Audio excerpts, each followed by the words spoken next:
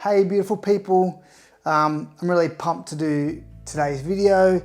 We're going to look at Claim It, or it's around strengths awareness, and this is where we're really going to take it to that next level. More than just knowing you have strengths, what do you actually do with the suckers? So themes are reasonably generic. Whether you've got your report or whether you've just done the cheeky cheating way that I gave you in the last video, hopefully you have your top 5. What we're going to do today is we're just going to take one of those talents and we're really going to start to become much more aware of it. And the best way to do that to start with is to actually take one of your strengths. So for me, I'm going to choose my ideation, which is my number 1 talent. And we're going to look at how do I use that constructively and how do I use it destructively. And it is that not just knowing you have a strength, but how do you use it? How does it work in your life? How does it impact your world and the people around you? So the easiest way to do that is through an exercise called Crazy Love. So we're going to look at ideation for me. How do I love it? Well, I love ideas. I get so much energy just having time and space to think about new things. Even more than that, if I get the chance to watch an autobiography or read one or spend time around other people just talking about ideas, there's like this energy I get just from being around other people doing innovative things. It's this electricity for me.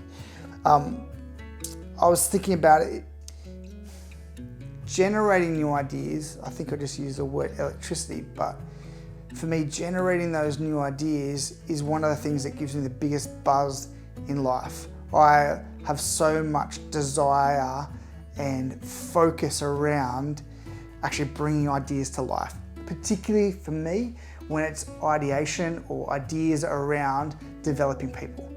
I froth it. So that's the good side, the constructive side. What I'm also aware of is when I'm destructive with my strengths as well. And with ideation, where my destructive side comes out is I can be so busy having cool ideas that I actually don't do anything practical.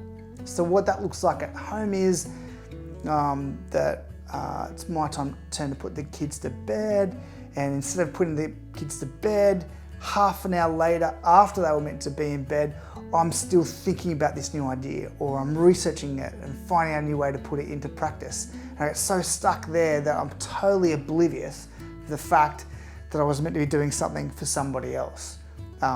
It's like, stop dreaming and come off the mountain, is the kind of thing that Nell would say to me, and would totally fair enough. Another way that ideation actually impacts me at work is I get so energized by ideas that I'm partnering with a team and I start to drive them crazy because we've started down a path of bringing an idea to fruition.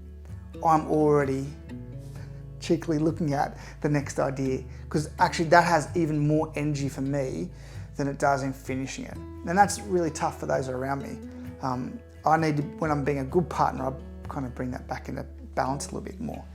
So with this awareness component, one, you can start to think about where you can see yourself being constructive, destructive, where you have love around a talent, and where you can be a bit destructive. The other really cool way to do this is to talk to those people that care about you, that know you well. Tell them roughly, or use the generic side of it, tell them what that theme describes, and ask them if they can see where you're being constructive or destructive with that particular theme. Because you're always going to need help to see the real you, all right? If we're honest with ourselves, we tend to notice the things that we're good at or the things we like about our talents. We don't tend to, or we can often ignore the things we're not so great at about it. So talking to someone can be really helpful. I'd really encourage you to take a month to do this. Just take a couple of minutes each week to sit down, write, reflect on the constructive and the destructive side, just so you can start to get a better idea of how you personally use this talent. How does it show up in your life?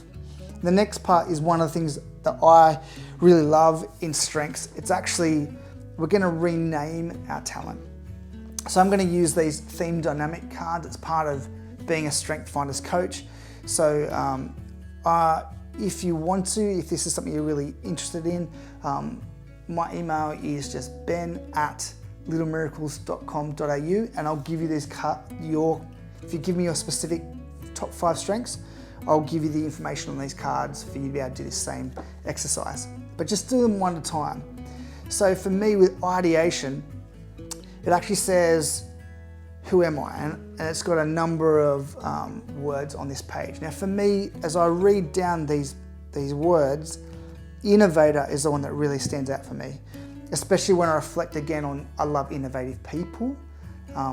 I don't really invent new things. I more take other people's ideas and tweak them and bring them together to create, whether that's a new people program or whatever. So I really think of myself as an innovator.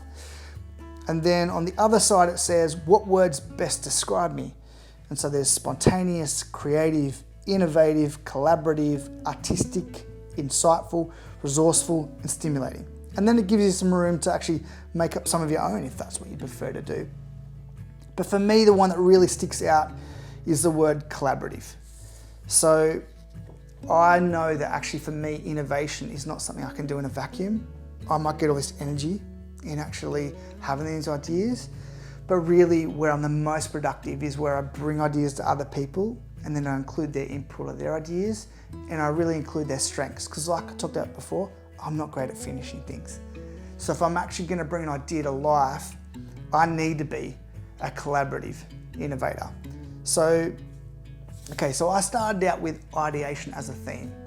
I spent a lot of time thinking about it, hearing other people, and now ideation, that's a cool word, but collaborative innovator.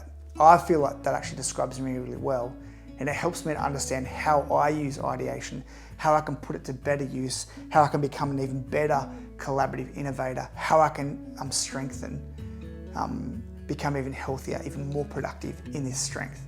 And that's what we're going to talk about in the next video. Now that we've named it, I named ideation, I've claimed it, I've become more aware, so I'm a collaborative innovator.